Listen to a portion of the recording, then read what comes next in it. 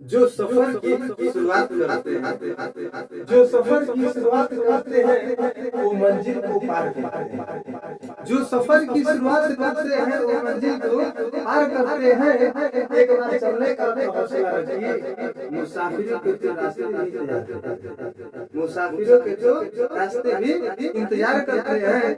तो देखिए इस मोटिवेशनल पंक्ति के बाद हम लोग क्या करेंगे, अपना कक्षा 12वीं का जो फिजिक्स भौतिक विज्ञान होता है उसका बिल्कुल बेसिक से एकदम शून्य से शिखर तक हम लोग जाएंगे। और जो भी हम लोग का ये सिलेबस है बिल्कुल नए पैटर्न पर आधारित है, जो कोविड महामारी में 30% कटौती करके बनाया गया है। देखिए सब उसका हमने इसका डिटेल हमने दिया है।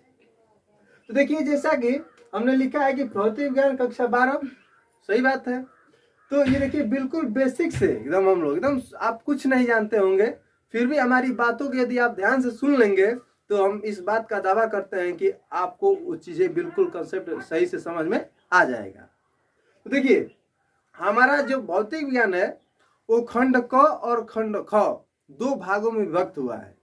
मतलब कि एक खंड क की किताब होती है, एक दूसरी जो किताब होती है वो खंड ख की किताब होती है। तो देखिए खंड ख से और खंड क से 35-35 नंबर के क्वेश्चन आते हैं। और देखिए आपका जो फिजिक्स का होता है, जो भौतिक विज्ञान होता है वो टोटल 100 नंबर का होता है।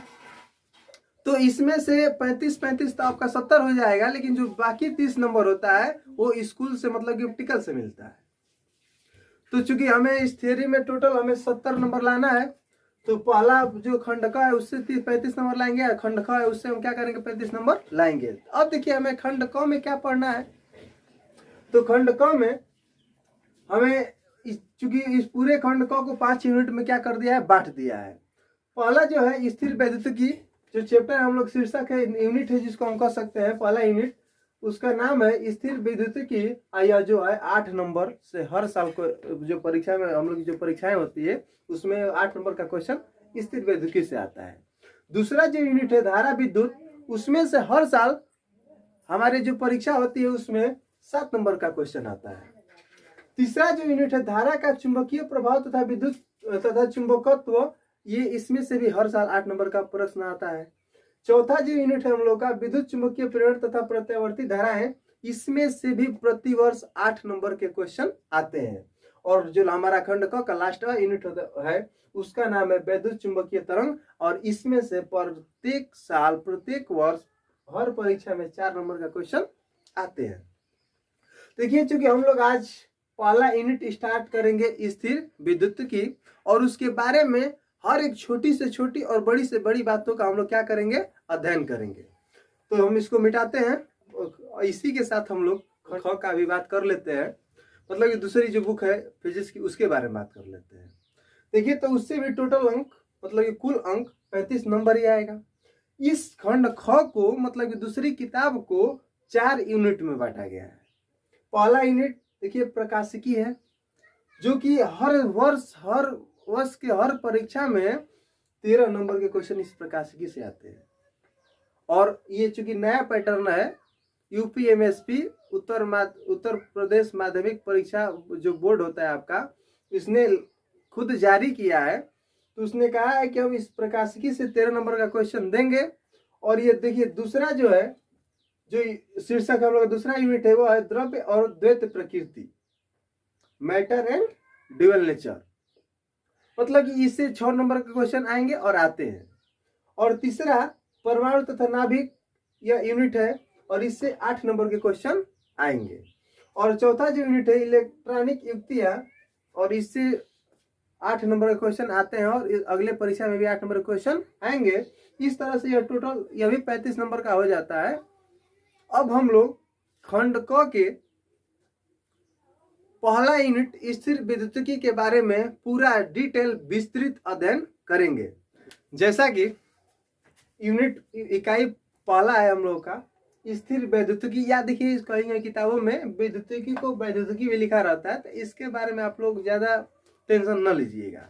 एक ही दोनों एक ही बातें होती है, एक ही चीज होती है। तो स्थिर वैद्युतिकी या स्थिर वैद्युतिकी का अध्ययन करेंगे। देखिए इसको इंग्लिश में इलेक्ट्रोस्टैटिक्स कहते हैं। क्या कहते हैं? इलेक्ट्रोस्टैटिक्स। स्टैटिक्स। अब देखिए, जब यह पहला यूनिट है, इसका नाम ही है स्थिर वैद्युतिकी या विद्युतिकी, मतलब कि इलेक्ट्रोस्टैटिक्स। तो हम इसका अध्ययन कब करते हैं, क्यों करते हैं, इलेक्ट्रोस्टैटिक होता क्या है, इसका अध्ययन क्यों कैसे किया जाता है, तो इसके बारे में सबसे पहले हम लोग जानेंगे। देखिए, इलेक्ट्रोस्टैटिक्स मतलब कि स्थिर वैद्युतिकी को जानने के लिए सबसे पहले हमें आवेश के बारे में जानना अति आवश्यक होगा। मतलब कि जिसको इंग्लिश में हम लोग चार्ज कहते हैं, वह क्या होता है। तो देखिए, एकदम बिल्कुल बेसिक से हर एक बात को बता रहे हैं, आप लोग ध्यान से सुनिएगा। और हम दावा करते हैं कि आप लोग सुनकर हमारी बातों को आसानी से तैयार कर लेंगे।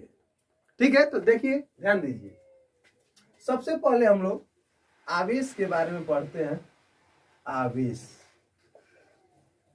देखिए, जैसा कि हम जानते हैं कि आवेश को इंग्लिश में चार्ज कहते हैं।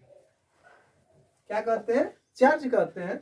देखिए, आवेश होता क्या है, जाहिर सी बात है भाई, जब हम आवेश का नाम लिए तो हम जानेंगे कि आवेश क्या होता है। तो देखिए, किसी भी पदार्थ का वह गुण होता है आवेश, जिसके वजह से उसके चारों ओर चुंबकीय क्षेत्र तथा वैद्युत क्षेत्र क्या किए जाते हैं, उत्पन्न किए जाते हैं। अब देखिए, तो रही चार्ज की परिभाषा, मतलब कि आवेश की परिभाषा रही। अब देखिए, आवेश किस प्रकार की राशि होता है, तो आवेश एक सदिश राशि नहीं होता है, अदिश राशि होता है। आवेश कैसा राशि होता है, तो आवेश एक अदिश राशि होता है। आवेश का जो मात्रक होता है कूलाम होता है।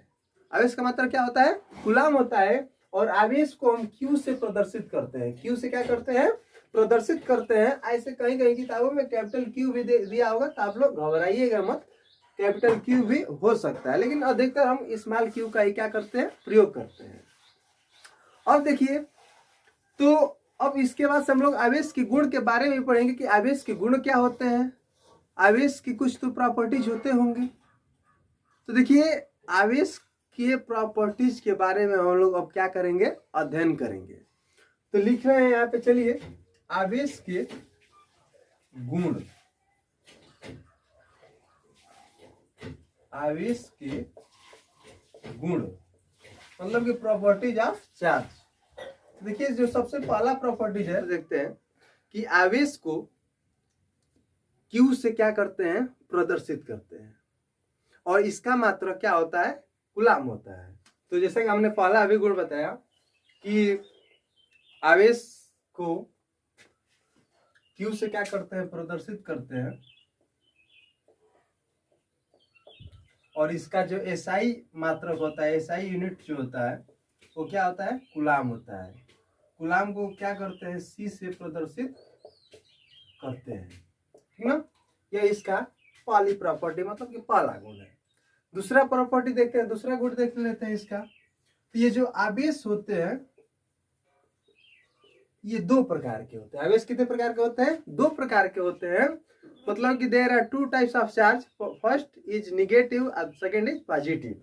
चलिए लिखते हैं, चार्ज जो होता है, आवेश जो होता है, दो प्रकार का होता है। एक धनात्मक होता है, धनात्मक,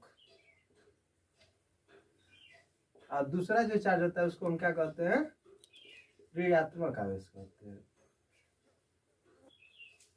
देखिए, अब धनात्मक का क्या मतलब है और ऋणात्मक का क्या मतलब है।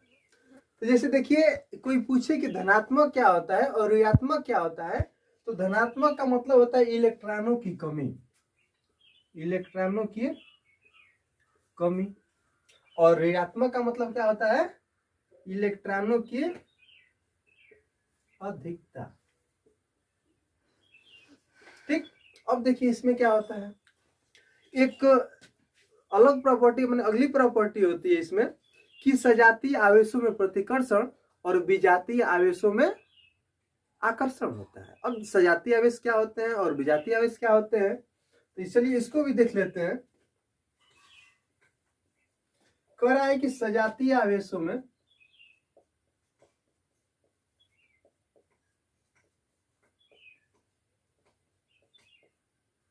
प्रतिकर्षण होता है,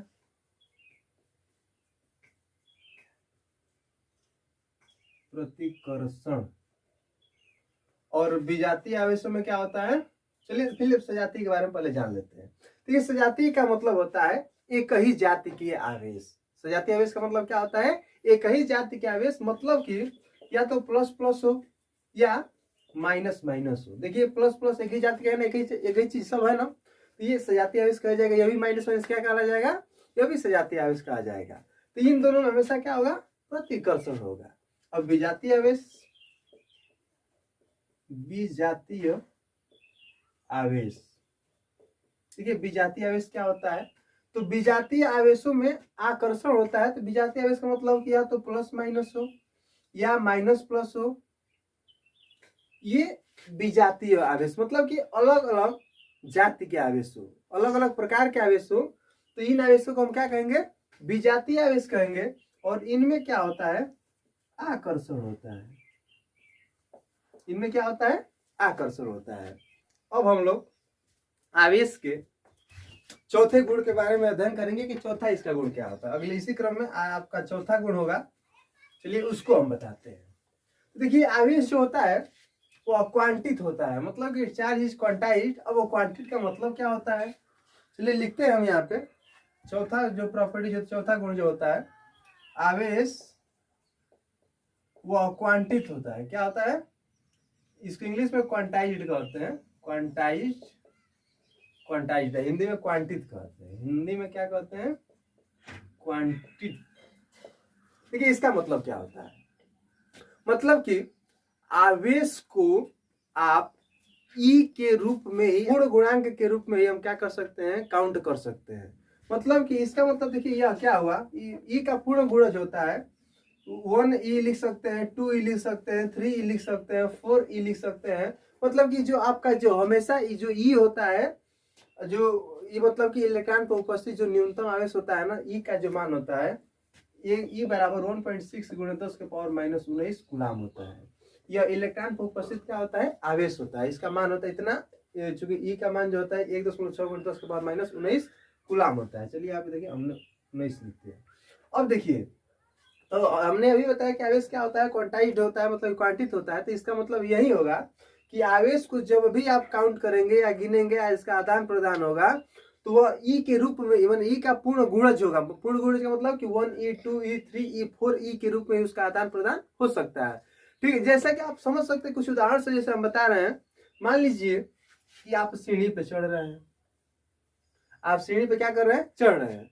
एक समय आया कि हमारे आप इस सीढ़ी पे, मान लीजिए आपकी पहली सीढ़ी है या दूसरी सीढ़ी या तीसरी सीढ़ी है, तो कोई पूछे कि आप किस सीढ़ी पे है, तो आप तो ये कहेंगे नहीं कि हाँ हम 1.5 सीढ़ी पे, 2.5 सीढ़ी पे, 3.5 सीढ़ी पे। हम यही कहेंगे कि हम पहली सीढ़ी पे या दूसरी सीढ़ी पे, या इस समय हम तीसरी सीढ़ी पे हैं। यही कर सकते हैं। और एक उदाहरण से आप लोग समझ सकते हैं, जैसा कि हम पढ़ा रहे हो और हमने कहा कि आप लोग क्या करके आइएगा, कल याद करके आइएगा, नहीं तो पीटा जाएगा। हमने क्या किया कि 2-4 से पूछा, 2-4 बताए और बाकी नहीं बताया, तो हमने और को क्या कर दिया? थप्पड़ लगा दिया बढ़िया से। जब थप्पड़ लगा दिए तो कोई पूछेगा कि तुम कितने थप्पड़ पिटाए हो, तो कोई ये थोड़ी कहेगा हम 1.5 थप्पड़ और 2.5 थप्पड़ पिटाए। वो तो यही कहेगा कि हाँ सर, या देखो हम 3 थप्पड़, 2 थप्पड़, 1 थप्पड़ ऐसे ही पिटाए हैं। ठीक है ना? तो जैसे कि हम 1.5 सीढ़ी, 2.5 सीढ़ी, 1.5 थप्पड़, 2.5 थप्पड़ नहीं कर सकते हैं, यह एक पूर्ण गुणज होता है, मैंने 1 2 3 के रूप में होता है। ठीक वैसे ही यहाँ पर जो आवेश भी होता है वो भी 1 ई 2 ई 3 ई 4 ई के रूप में क्या होता है? होता है। मतलब कि इसी ही हम कहते हैं कि आवेश क्या होता है? क्वांटाइज्ड होता है, मतलब कि क्वांटित होता है। ठीक है, अब देखिए इसी क्रम में हम लोग अगला चार्ज का जो गुण होता है पांचवा, उसके बारे में हम लोग क्या करेंगे? अध्ययन करेंगे।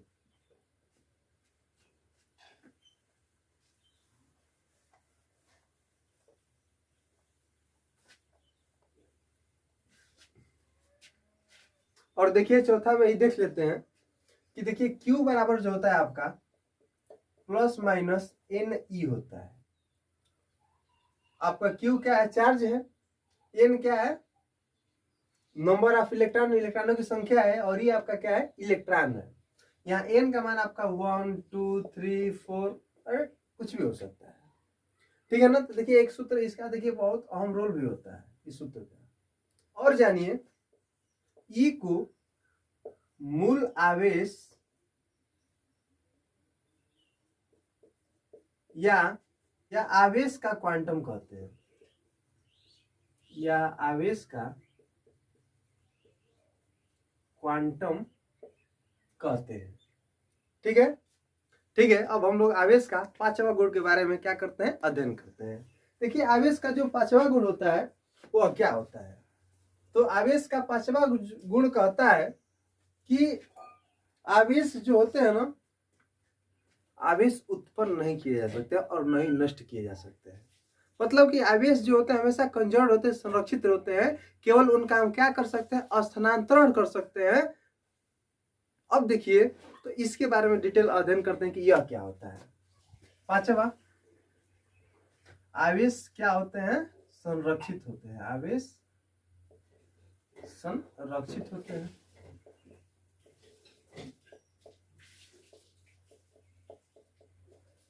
अब इसका मतलब समझिए कि आवेश संरक्षित होता है, यह क्या होता है। तो आवेश को हम क्या कर सकते हैं, न तो उत्पन्न कर सकते हैं और न ही उसको हम नष्ट कर सकते हैं। केवल कर क्या सकते हैं, तो केवल उसका स्थानांतरण कर सकते हैं। और इसको इस फिजिक्स में हम इसे आवेश संरक्षण का नियम कहा जाता है। अब देखिए जैसे आइसोलेटेड, मान लीजिए कि यहाँ पर यह एक आइसोलेटेड सिस्टम है। आइसोलेटेड सिस्टम का मतलब होता है विलगित निकाय। ठीक, तो देखिए मान लेते हैं कि यहाँ पे +2 कूलम है, यहाँ पे +3 कूलम है, और यहाँ पे यूँ समझिए कि -4 कूलम है।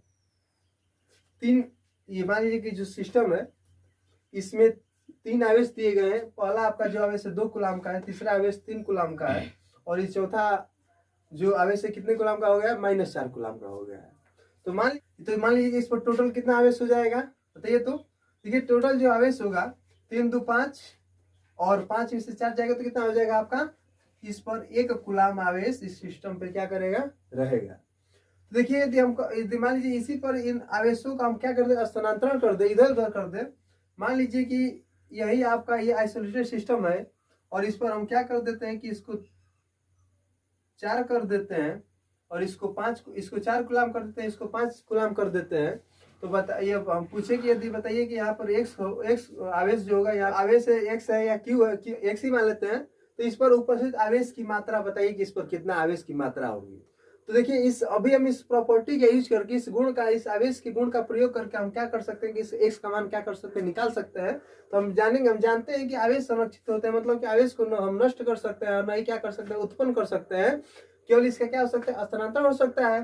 तो देखिए आपका यह 4 कूलम हो जाएगा, यह आपका 5 कूलम हो जाएगा। इसको हम मान लेंगे चलिए x कूलम। तो देखिए ये जो तीनों का योग जो होना चाहिए 1 कूलम के बराबर आना चाहिए। तो देखिए यहाँ से आपका 5 4 9 कूलम हो जाएगा, प्लस x = 1 कूलम। तो यहाँ से देखिए आपका x बराबर जो होगा 1 - 9, तो यहाँ से x का जो मान आ जाएगा -8 कूलम आ जाएगा। तो यहाँ पे जो आपका तीसरा आवेश होगा इसका जो मान होगा x का, वो -8 कूलम हो जाएगा। तो उम्मीद करते हैं कि इस प्रॉपर्टी को आप लोग बेहतरीन तरीके से समझे होंगे। इसी क्रम में हम छुई प्रॉपर्टी, मतलब कि आवेश के छुई गुण के बारे में क्या करते हैं, अध्ययन करते हैं। होता है, कहता है कि charge invariant. Charge is invariant, इसका मतलब होता है किसी आवेशित वस्तु के आवेश पर उस वस्तु के चाल का कोई प्रभाव नहीं पड़ता है। देखिए एक स्पेशल रिलेटिव थ्योरी जो होती है वो क्या कहती है, देखिए पांचवा जो प्रॉपर्टी हमने अभी बताया कि चार्ज इज इनवेरिएंट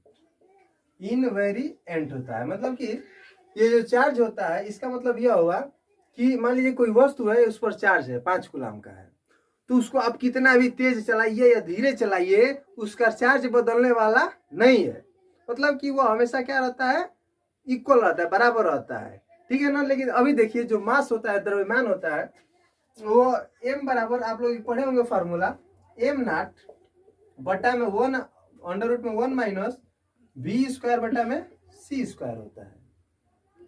m बराबर m0 बटा में √ में 1 - v² अपन क्या होता है, c² होता है। यहाँ से ध्यान दीजिएगा, यहाँ से जब देखिए हम बता रहे हैं कि जब आपका v का मान बढ़ेगा तो m का भी मान क्या होगा, अधिक होता है। मान लीजिए यदि हम v का मान बढ़ाते जाएंगे तो चूंकि v का मान जितना बढ़ाएंगे उतना ही m का मान क्या हो जाएगा, अधिक हो जाएगा। इसका मतलब यह हुआ कि द्रव्यमान जो किसी वस्तु का जो द्रव्यमान होता है और उसको हम यदि क्या कर दे, ये किसी वेग से फेंक दे, जितना ही अधिक वेग से फेंकेंगे उसके द्रव्यमान उतना ही क्या हो जाएगा, वृद्धि हो जाएगा। देखिए आपका ये एम नॉट क्या होता है, विराम द्रव्यमान होता है। ये आप वन जानते हैं, भली बात परिचित है वन से। भी आपका क्या है, तो वेग है उस वस्तु का, और ये सी क्या है, प्रकाश का वेग है, ठीक है ना। अब देखिए, तो हमने अभी बताया कि जो चार्ज होता है, किसी आवेशित वस्तु पर जो आवेश उपस्थित होता है, यदि उस वस्तु का आप कितने भी अधिक से अधिक वेग से या कम से कम वेग से फेंक देंगे तो उसके मान में कोई परिवर्तन नहीं होता है। लेकिन ये मास में नहीं होता है, द्रव्यमान में नहीं होता है। द्रव्यमान में क्या होता है कि यदि आप वेलोसिटी को बढ़ाएंगे, वेग को बढ़ाएंगे, तो मास भी मतलब कि द्रव्यमान में क्या होगा, बढ़ता जाएगा। देखिए कैसे, देखिए यहाँ पे v स्क्वायर है, यदि इसका मान बढ़ाएंगे तो जितना ही मान बढ़ाएंगे इसकी पूरा, इस प्रॉपर्टी का मान पूरा बढ़ेगा। तो इसका पूरा मान जब बढ़ेगा तो इसमें से एक में से हम जितना ही अधिक से अधिक घटाएंगे तो उतना ही इसका मान क्या होगा, छोटा होगा।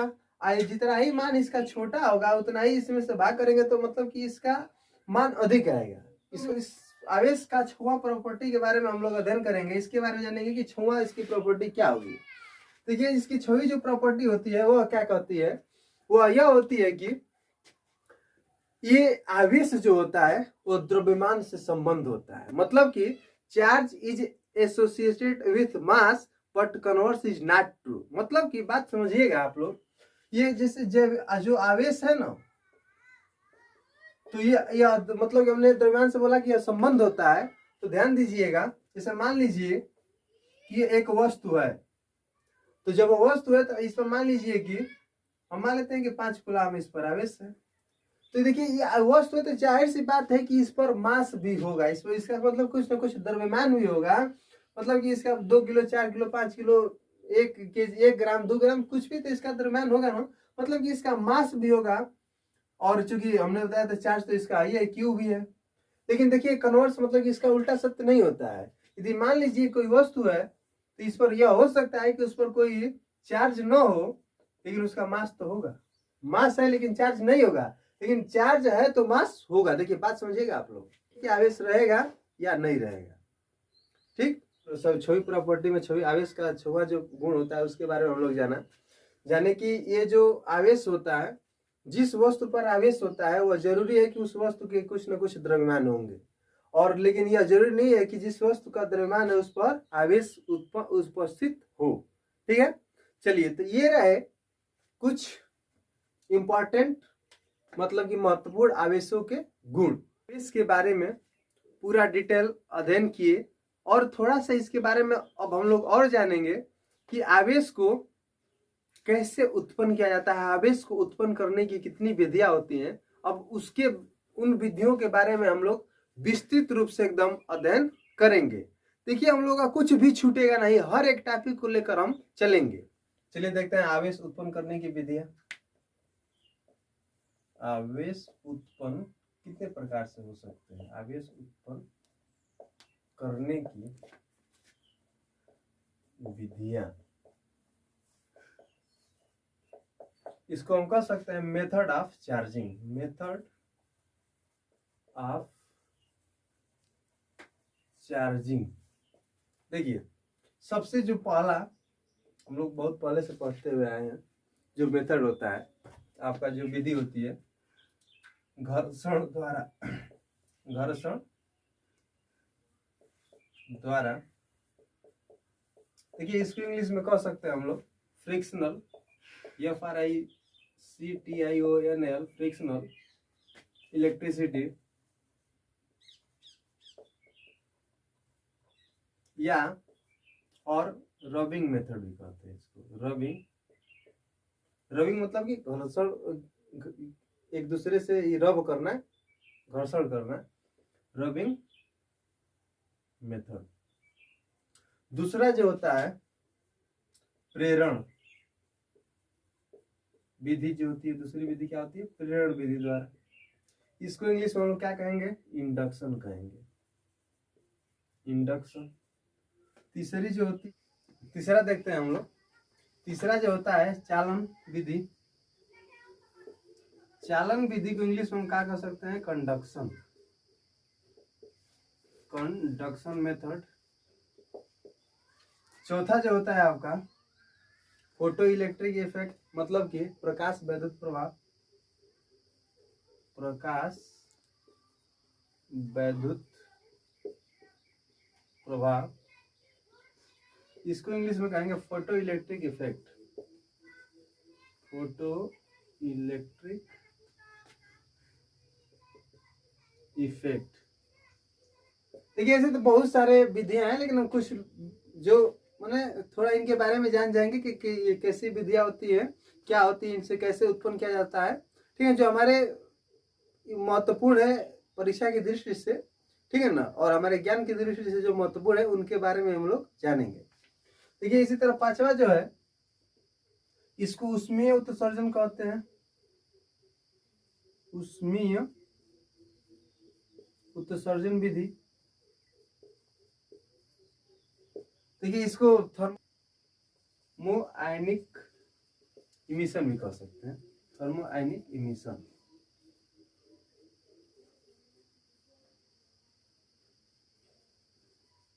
इसका मतलब होता है उष्मीय उत्सर्जन विधि। अब देखिए बारी बारी से इन विधियों के बारे में जानेंगे कि ये विधियां क्या होती है। तो देखिए सबसे पहले हमने लिखा है कि घर्षण द्वारा, मतलब कि फ्रिक्शनल इलेक्ट्रिसिटी और रबिंग मेथड, मतलब कि हम घर्षण करके आवेश को कैसे उत्पन्न करते हैं। देखिए जैसे बिल्ली की खाल और कांच को जब हम क्या करते हैं, रगड़ते हैं, या मान लीजिए कि एक बिल्ली की खाल है और दूसरा ये मान लीजिए कि आपका कांच है, देखा होगा आप लोगों ने कि जब दोनों को रगड़ा जाता है तो इनमें क्या उत्पन्न हो जाता है, आवेश हो जाता है। एक आपका धनावेशित हो जाता है और दूसरा क्या हो जाता है, आपका ऋणावेशित हो जाता है ना। तो इस तरह से हम क्या करते हैं, तो घर्षण द्वारा हम विद्युत माने घर्षण द्वारा आवेश को क्या करते हैं, उत्पन्न करते हैं। दूसरा जो विधि होती है प्रेरण विधि द्वारा। देखिए प्रेरण विधि में इंडक्शन मेथड में क्या करते हैं कि वस्तुओं को हम पास नहीं लाते हैं, बिना कांटेक्ट में ला ही, मतलब कि दूसरे से बिना संपर्क में ला ही, बिना कांटेक्ट किए ही हम क्या करते हैं, आवेश को उत्पन्न कर लेते हैं। जैसे मान लीजिए कि आपका एक मेटल है, ये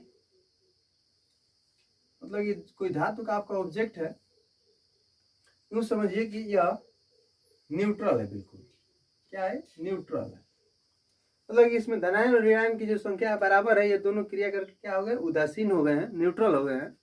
तो ये मान लीजिए कि आप क्या करेंगे, एक छड़ लीजिए और इस पर छड़ पर क्या मान लीजिए कि आवेशित, ये धनावेशित आवेशों से क्या हुआ है, भरा हुआ है। इस पर पूरे चारों ओर क्या है, धनावेशित कण है। तो देखिए आप इसके कांटेक्ट में बिल्कुल सटाएंगे नहीं आप, लेकिन फिर जब इसके पास लाएंगे तो इस पर जो जितने प्लस वाले रहेंगे सब, सॉरी माइनस वाले जो रहेंगे इधर आ जाएंगे, और जो प्लस वाले होंगे क्या होंगे, इधर चले आएंगे। देखिए इस तरह से पास लाने से, और ये क्या हो गया, ये जो मेटल था आपका ऑब्जेक्ट था, ये भी क्या हो गया, आवेश उत्पन्न कर लिया, मतलब इसमें आवेश उत्पन्न हो गया ना। देखिए ये जो दूसरी विधि है जिससे हम लोग आवेश उत्पन्न कर सकते हैं। और देखिए तीसरी विधि क्या कहती है, चालन विधि द्वारा क्या होता है,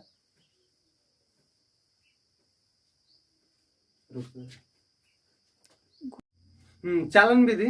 तो देखिए चालन विधि क्या होती है, तो इसमें मान लीजिए कि कोई एक वस्तु है जो समझिए कि आवेशित है, इस पर चार्ज पूरा भरा हुआ है, ठीक ना। अब देखिए इस पर जब चार्ज है तो इसको हम क्या करेंगे कि इस किसी दूसरी वस्तु है, मान लीजिए कि यहाँ पर, और इस पर समझिए कि चार्ज नहीं है, बिल्कुल यह न्यूट्रल है, इस पर कोई चार्ज नहीं है। तो देखिए यहाँ से यदि हम इसको किसी रॉड या वायर के थ्रू इसको हम जोड़ देते हैं, तो देखिए इस पे से जितने लगभग कुछ चार्ज होते हैं जो इस पर से क्या होते हैं, इस वस्तु पर चले जाते हैं, मतलब कि अभी वस्तु क्या हो जाती है, आवेशित हो जाती है। तो इस तरह आवेश उत्पन्न करने की जो विधि होती है, हमारी फिजिक्स नाम को प्रेरण विधि के नाम से, सॉरी चालन विधि के नाम से क्या किया जाता है, जाना जाता है। अब देखिए जो तीसरा होता है, चौथा, तीसरा तो हो ही गया, अब चौथा हम लोग देखेंगे जो प्रकाश विद्युत प्रभाव के नाम से जाना जाता है, जिसको इंग्लिश में फोटो इलेक्ट्रिक इफेक्ट कहते हैं। यह क्या होता है, इसमें क्या होता है कि जब किसी मेटल सरफेस पर, कोई धातु की सतह उस पर जब प्रकाश पड़ता है तो उससे इलेक्ट्रॉन क्या होते हैं, बाहर निकलने लगते हैं। तो इस प्रकार आवेश क्या होने लगते हैं, उत्पन्न होने लगता है, और इस विधि को हम प्रकाश विद्युत प्रभाव कहते हैं। अब इसके आगे जो है लास्ट में हम जानेंगे उसमें उत्सर्जन विधि, यह क्या होती है, इंग्लिश में थर्मो आयनिक इमिशन कहते हैं। इसमें क्या होता है कि जब किसी वस्तु को ऊष्मा दी जाती है तो उससे भी क्या होता है, आवेश उत्पन्न होते हैं, और इस विधि को हम क्या ऊष्मीय उत्सर्जन विधि के नाम से जाना जाता है। केवल आप लोग इसको सुन लीजिएगा, बाकी इसका कोई इंपॉर्टेंस नहीं है। हमने इसका नाम है तो इनके बारे में हमने बता दिया। अब हम लोग स्टार्ट करेंगे अपना बेसिक टॉपिक जो हम लोग का था स्थिर वैद्युतिकी। तो देखिए चलिए अब उसका हम लोग क्या करते हैं, अध्ययन करते हैं, उसका स्टार्ट करते हैं। चलिए देखते हैं हम लोग की अब टॉपिक से रिलेटेड बातें करते हैं, जैसे कि आवेश। तो आवेश का हमने पूरा बेकायदा बढ़िया से पोस्टमार्टम कर दिया है कि आवेश क्या होता है, इसका मात्रा क्या होता है, ये कितने प्रकार का होता है, इसके कितने सब गुण होते हैं, सब हम लोगों ने अध्ययन बारी बारी से हर एक चीजों का हमने गहन अध्ययन किया है। अब देखिए ये जो आवेश होता है जिसको इंग्लिश में हम लोग चार्ज करते हैं, इसको क्यू से प्रदर्शित करते हैं।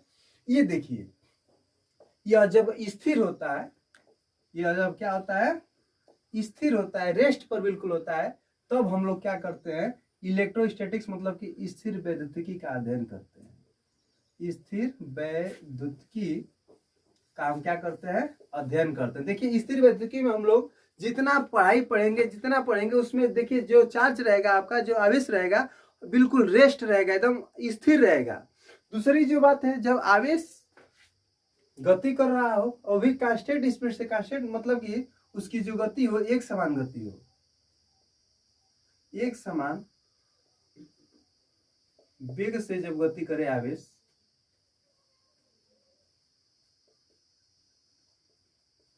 तो तब हम किसका अध्ययन करते हैं, मतलब कि जब आपका आवेश गतिमान हो और नियत चाल से चले, तब हम क्या करेंगे, चुंबकत्व का अध्ययन करेंगे।